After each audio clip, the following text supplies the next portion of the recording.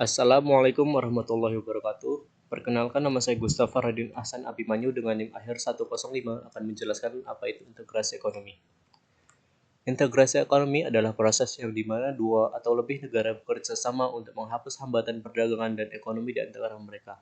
Tujuannya adalah untuk meningkatkan volume perdagangan, kerjasama ekonomi, dan kesejahteraan bersama. Melalui integrasi ekonomi, negara dapat memanfaatkan keunggulan kooperatif masing-masing dan mencapai skala ekonomi yang lebih besar. Selanjutnya saya akan menjelaskan tujuan integrasi ekonomi yang barusan saya sebutkan. Yang pertama adalah meningkatkan perdagangan. Tujuan utama integrasi ekonomi adalah untuk memadukan pasar dan meningkatkan volume perdagangan antara negara-negara anggota. Dengan menghilangkan hambatan perdagangan, negara-negara dapat saling bertukar barang dan jasa secara lebih bebas. Yang kedua adalah meningkatkan kemakmuran, yang itu integrasi ekonomi juga bertujuan untuk meningkatkan kesejahteraan di antara negara-negara anggota. Dengan skala ekonomi yang lebih besar dan persaingan yang lebih sehat, produktivitas dan efisiensi dapat ditingkatkan. Selanjutnya yang ketiga adalah meningkatkan daya saing, yaitu integrasi ekonomi dapat mendorong peningkatan daya saing di antara negara anggota. Persaingan yang sehat dapat mendorong inovasi dan meningkatkan kualitas produk dan produk layanan. Selanjutnya adalah instrumen integrasi ekonomi. Yang pertama adalah biaya masuk, yaitu penghapusan dan penurunan tarif biaya masuk antara negara anggota. Yang kedua adalah kebijakan fiskal dan moneter, yaitu harmonisasi kebijakan fiskal dan moneter di antara negara-negara anggota. Yang ketiga adalah standarisasi, yaitu penyeragaman standar, regulasi, dan prosedur di antara negara-negara anggota. Dan yang terakhir adalah lembaga bersama, yaitu pembentukan negara supranasional untuk meningkatkan koordinasi dan mengawasi proses integrasi. Selanjutnya ada beberapa tahapan dalam integrasi ekonomi. Yang pertama adalah zona perdagangan bebas, yaitu penghapusan tarif dan hambatan perdagangan antara negara-negara anggota. Namun, masing-masing negara masih menerapkan tarif tersendiri untuk terhadap negara anggota non-anggota. Selanjutnya adalah Uni PBN, yaitu menghapus tarif dan hambatan perdagangan antara negara-negara anggota serta menetapkan tarif bersama negara anggota non-anggota.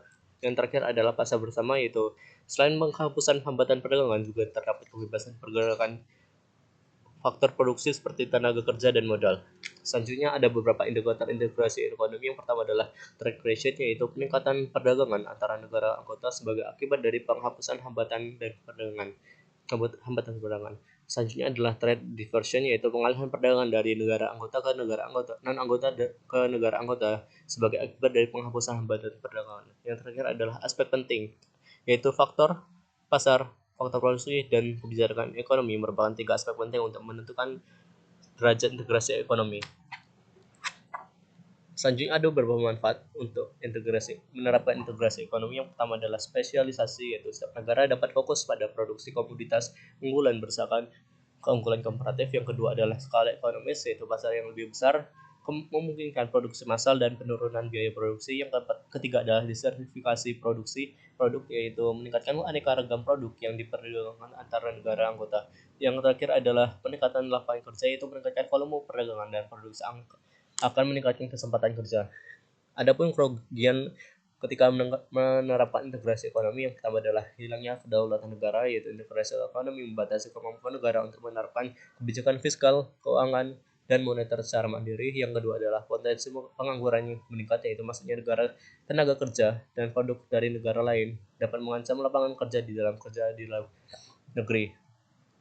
Yang terakhir adalah ketergantungan impor, yaitu negara-negara anggota dapat terlalu menjadi bergantung pada produk yang lebih murah dan efisien.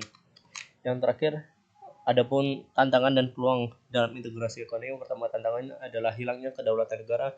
Kedua adalah potensi pengangguran dan ketergantungan impor. Yang ketiga, harmonisasi kebijakan ekonomi yang sulit.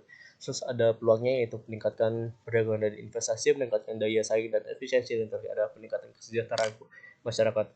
Cukup sekian, mohon maaf apabila ada kesalahan dalam penjelasan saya. Cukup sekian, wabillahi taufiq wal hidayah. Wassalamualaikum warahmatullahi wabarakatuh.